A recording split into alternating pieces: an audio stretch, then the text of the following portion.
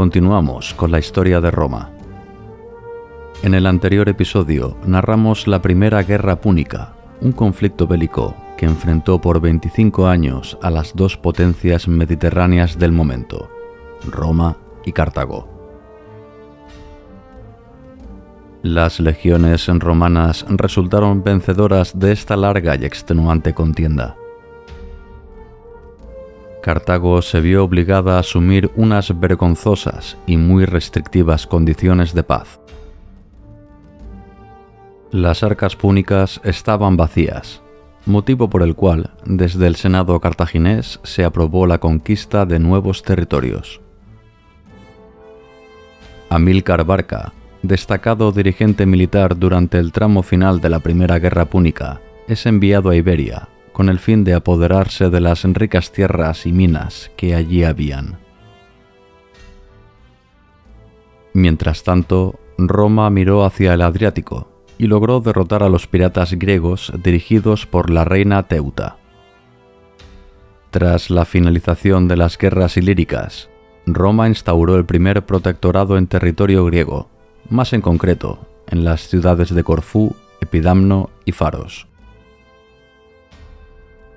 Demetrio de Faros fue el gobernante de confianza de Roma en aquellas tierras, hecho que no le impidió rebelarse posteriormente, iniciándose de esta manera la Segunda Guerra Ilírica.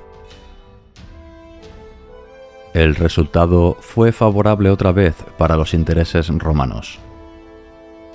Demetrio de Faros se tuvo que exiliar a la corte de la Macedonia del rey Filipo V.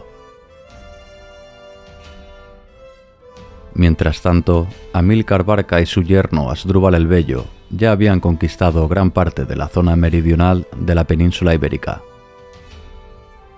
El Senado romano no estaba dispuesto a dejar en manos cartaginesas tan rica tierra, y consiguieron certificar un tratado por el cual el río Ebro marcaba la frontera natural entre el área de influencia romana y púnica. En el año 228 falleció Amílcar Barca y le relevó en el generalato su yerno Asdrúbal el Bello, cargo que ocupó durante 7 años hasta que fue traicionado por un esclavo en el año 221. Aníbal Barca, hijo de Amílcar, asumió el control de los ejércitos cartagineses acuartelados en la península ibérica.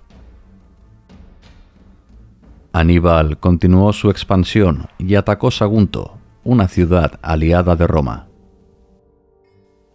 Este hecho fue tomado por el Senado como un acto hostil, un motivo para declarar la guerra a Cartago.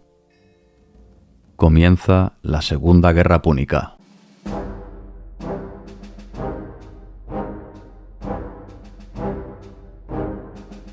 Aníbal Barca no pretendía que la acción principal del conflicto se desarrollase en suelo hispano. Mejor era llevar la guerra a las puertas de Roma. Ante la evidente superioridad naval romana, el general cartaginés no tuvo más remedio que marchar por la Galia y cruzar los Alpes con unos 80.000 hombres y varias decenas de elefantes de guerra. Publio Cornelio Escipión padre zarpó hacia Hispania, pero en su primera parada en Masilia se enteró del sorprendente cambio de planes de Aníbal Barca. No llegó a tiempo para presentar combate. Escipión envió a su hermano Cneo a Hispania y replegó su ejército hacia suelo itálico con el fin de esperar la llegada de las fuerzas comandadas por Aníbal. El primer choque directo entre las fuerzas romanas y cartaginesas se produjo en la conocida como Batalla del Tesino, un leve enfrentamiento que terminó en tablas, pero que sirvió como debut bélico para un joven de 17 años llamado Publio Cornelio Escipión, hijo del cónsul, al que, según algunas fuentes, salvó de una más que posible muerte. El Senado romano tembló ante la presencia cartaginesa en Italia y decidió enviar al cónsul Tiberio Sempronio Longo para que uniera fuerzas con su colega Escipión. Ambos ejércitos consulares sucumbieron bajo el ingenio militar de Aníbal en la batalla de Trebia, una contundente derrota donde unos 18.000 soldados romanos perdieron la vida frente a unas cientos de bajas por el lado cartaginés. El general Bárcida atravesó los Apeninos y el río Arno. Su plan era aislar a Roma mediante una serie de alianzas con los ahora socios y antiguos enemigos romanos. En el 217 se celebró la batalla del Trasimeno, otro serio revés para las aspiraciones republicanas.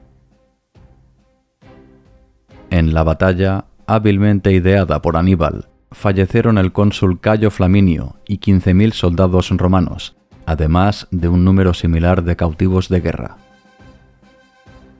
Aníbal continuó triunfante su marcha hacia el sur, aislando a Roma en la misma península itálica, aliándose o sojuzgando ciudades que desde hacía siglos permanecían fieles a Roma. Quinto Fabio Máximo fue elegido dictador en el año 217. Su política bélica fue la de evitar a toda costa los enfrentamientos directos con las fuerzas cartaginesas, hostigándolas hasta mermar su resistencia y suministros, las conocidas como tácticas fabianas. Pero esta nueva estrategia no convenció a muchos de los senadores, acusando a Fabio Máximo de cobarde y traidor por querer prolongar la guerra con el fin de eternizar su dictadura. En el año 216, finalizado el periodo dictatorial, Cayo Terencio Varrón y Lucio Emilio Paulo reclutaron un gran ejército de unos 90.000 hombres, prestos a eliminar definitivamente las fuerzas cartaginesas establecidas en suelo itálico. La batalla de Cannas supuso uno de los mayores desastres militares en la historia romana. 70.000 caídos en combate y otros tantos prisioneros por solo unas 4.000 bajas cartaginesas. Esta impresionante victoria hizo cambiar de bando a muchas importantes ciudades aliadas de Roma, como Capua, Siracusa y Tarento.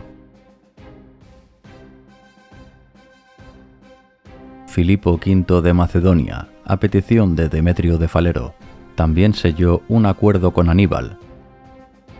Roma abría otro frente de batalla en la conocida como Primera Guerra Macedónica. La población romana, seriamente diezmada, entró en pánico y se abrió la caja de recluta a todos aquellos hombres en edad de luchar. Adolescentes, ancianos e incluso esclavos fueron llamados a las armas ante la más que posible presencia de Aníbal en la misma Roma. Aníbal ad portas. Pero el general cartaginés, aún y sus contundentes victorias militares y diplomáticas, era sabedor que no podía cometer un largo y extenuante asedio prolongado en la ciudad capitolina. Aunque en el año 211 se plantó a las puertas de Roma, no fue más que una táctica para distraer a las legiones acantonadas en suelo itálico. Pero Aníbal no conseguía refuerzos desde la misma Cartago ni desde Hispania, lugar donde los cónsules escipiones estaban frenando la presencia cartaginesa. Aún así, Aníbal Barca continuó su plan de aislamiento y decidió marchar hacia el sur de Italia. El Senado romano eligió a Quinto Fabio Máximo como cónsul. Volvían las célebres tácticas fabianas de desgaste, oponiéndose a nuevos enfrentamientos abiertos. Durante los siguientes años, Roma pudo contener el imparable avance cartaginés. Marco Claudio Marcelo fue el héroe que en el 211 tomó el importante enclave de Siracusa, una ciudad rica en grano y que además era el puente natural entre Cartago y la península itálica. Roma contraatacó y retomó el dominio de importantes ciudades como Capua y Tarento, aunque en la península ibérica las cosas no pintaban tan bien. Asdrúbal Barca, hermano de Aníbal, derrotó a los cónsules escipiones en la batalla del Betis Superior. Hispania se decantaba del lado cartaginés. Pero ahí estaba el legendario Publio Cornelio Escipión, hijo del caído procónsul, que con tan solo 25 años fue destinado a Hispania con el grado de general con imperio sobre las depauperadas legiones allí establecidas. Escipión tomó la decisión de atacar la capital púnica en Hispania, Cartago Nova, ciudad que cayó de manera fulminante en el año 209. Esta sorprendente victoria cambió las simpatías de los celtíberos, muchos de los cuales pasaron al bando romano tras la política pactista promulgada por el joven general romano. Las tropas comandadas por Asdrúbal Barca se vieron asediadas ante el implacable avance romano a través de sus antiguos dominios. La batalla de Baécula supuso la derrota del hermano de Aníbal, que con 2/3 partes de su ejército consiguió huir hacia la Galia, con el fin de reunirse en Italia con las fuerzas de Aníbal Barca.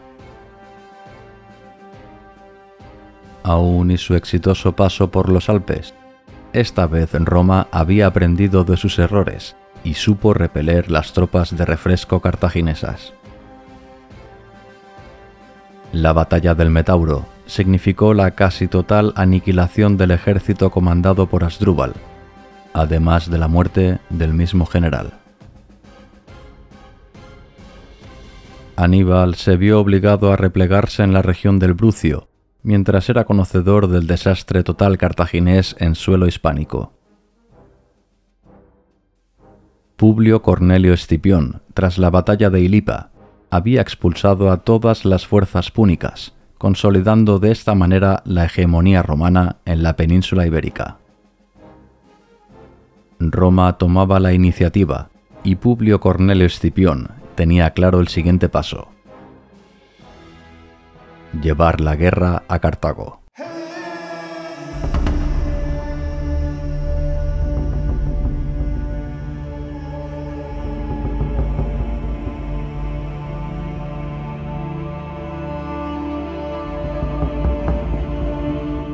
Aún y las reticencias de algunos senadores, el general consiguió ser elegido como procónsul y en el año 204 desembarcó en suelo africano.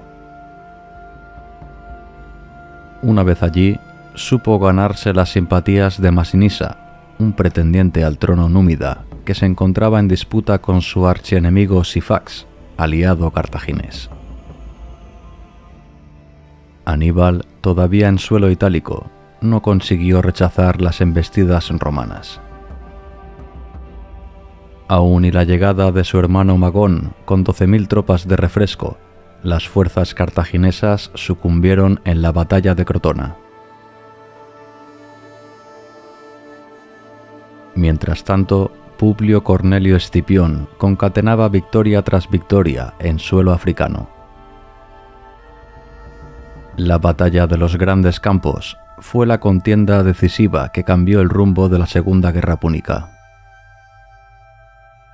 Roma venció y Masinisa, fiel aliado romano, por fin pudo alzarse con el ansiado trono de Numidia. Aníbal y su mermado ejército fueron llamados a regresar a su patria ante la inminente llegada a la capital púnica de las legiones romanas comandadas por Publio Cornelio Escipión. La batalla de Zama, celebrada en el año 202, fue el epílogo de la Segunda Guerra Púnica. Escipión y Aníbal Barca por fin se vieron las caras en una gran batalla en campo abierto.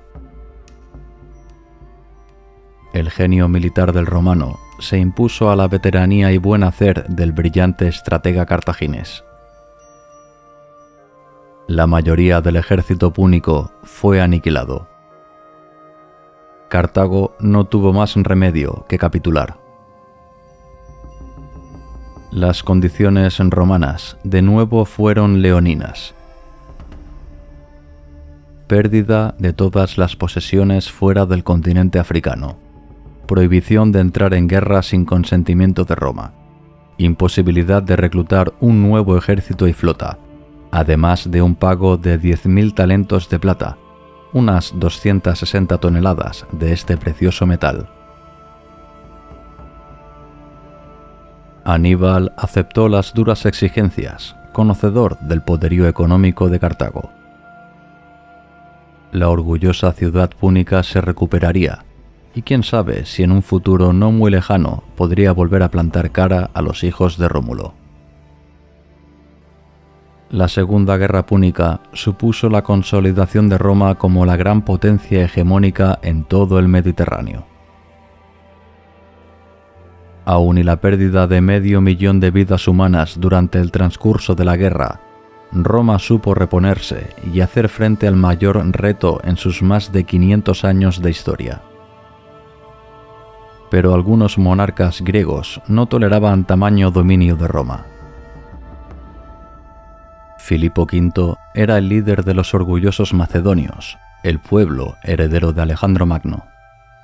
Una formidable alianza entre Filipo V y el enorme imperio seleucida volverá a poner a prueba la capacidad militar y diplomática romana.